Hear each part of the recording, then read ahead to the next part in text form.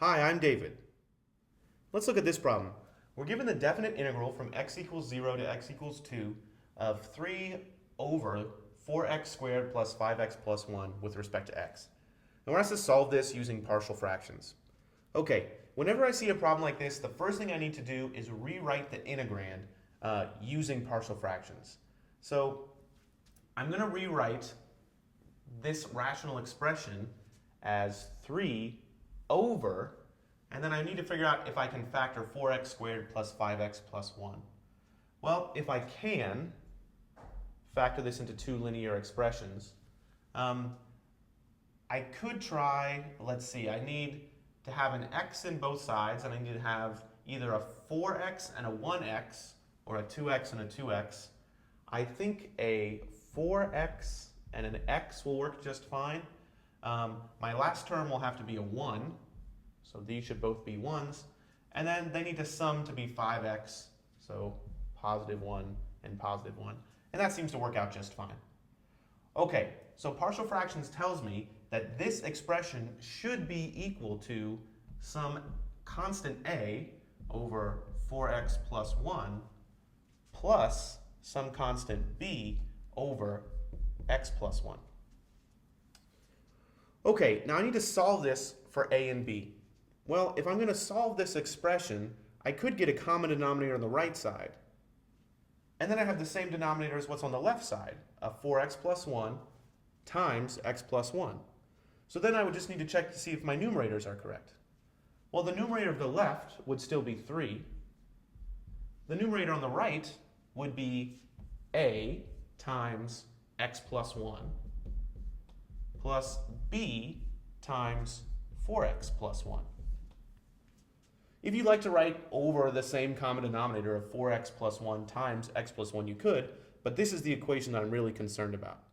Okay, well, let me rewrite this expression as 3 equals ax plus a plus 4bx plus b. Bringing that b into the parentheses and the a into the parentheses. Well, if I do that, I really have two equations here. I have one equation in terms of the x's. I have 0x equals ax plus 4bx. That's the same as saying 0 equals a plus 4b. And then I have another expression for the constants. That's 3 equals a plus b.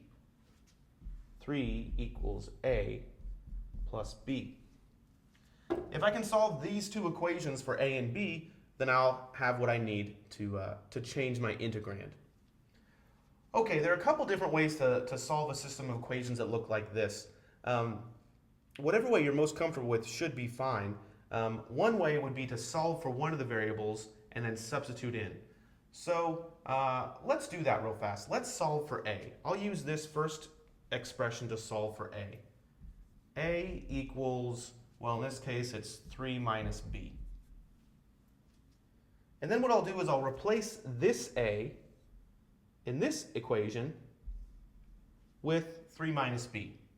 And I'll have 0 equals, well, 3 minus b plus 4b. Now I have an equation that only involves b, and I should be able to solve that for b.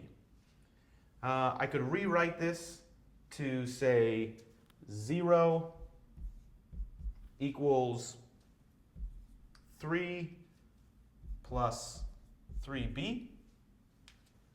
Well, if 0 equals 3 plus 3b, b must equal negative 1. And if b equals negative 1, I know how a and b are related to each other. A equals 3 minus b.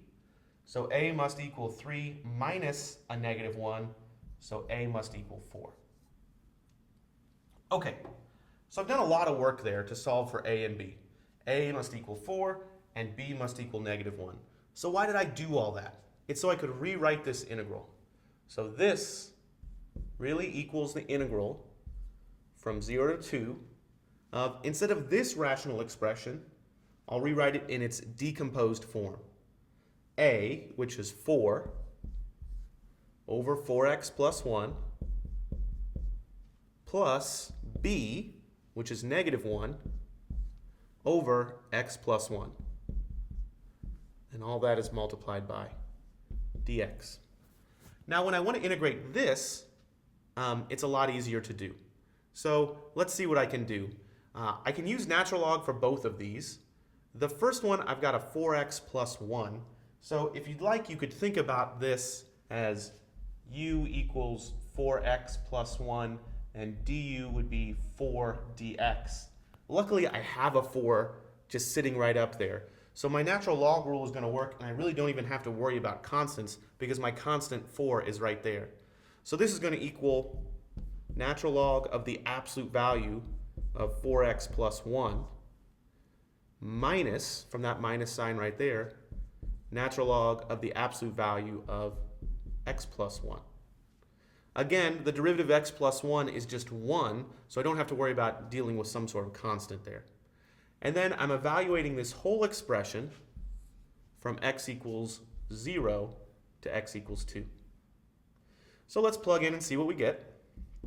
If I plug in 2, I'll get natural log of the absolute value of 4 times 2 plus 1, that's 9, minus natural log of the absolute value of 2 plus 1, which is 3,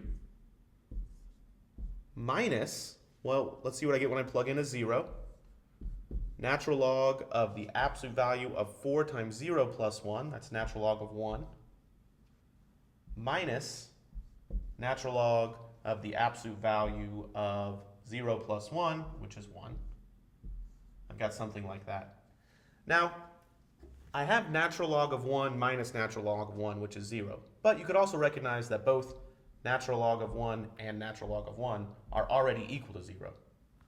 So really what I have is I have the natural log of 9 minus the natural log of 3. Now I've dropped the absolute value bars here because the absolute value of 9 is 9 and the absolute value of 3 is 3. Now if you want to simplify this a little more, you could use your logarithmic rules to say that this is the natural log of 9 over 3, or just the natural log of 3. And that's your final answer. Now we've done all this work, and we have a graphing utility, so we could check our answer on a graphing utility. So let me plug in natural log of 3 into my graphing utility. If I do that, I get that this answer is approximately 1.0986. So the natural log of 3 is approximately 1.0986. Now let me plug in this function and plot it. So I'll plot y equals 3 divided by, and I won't forget to put the denominator all in parentheses, 4x squared plus 5x plus 1, and I'll graph that.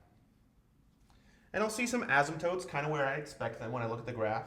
I see an asymptote right there at -1, and I also see an asymptote over there at -1/4. But I really only care about what happens between x equals 0 and x equals 2. So let me calculate the definite integral.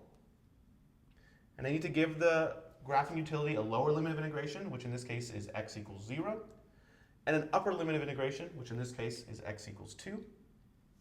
And the calculator thinks about that for a little bit, and then outputs that the definite integral of this function from 0 to 2 is approximately 1.0986, which is exactly what we got here. So we are verified, and this looks like a good answer. Thanks for watching.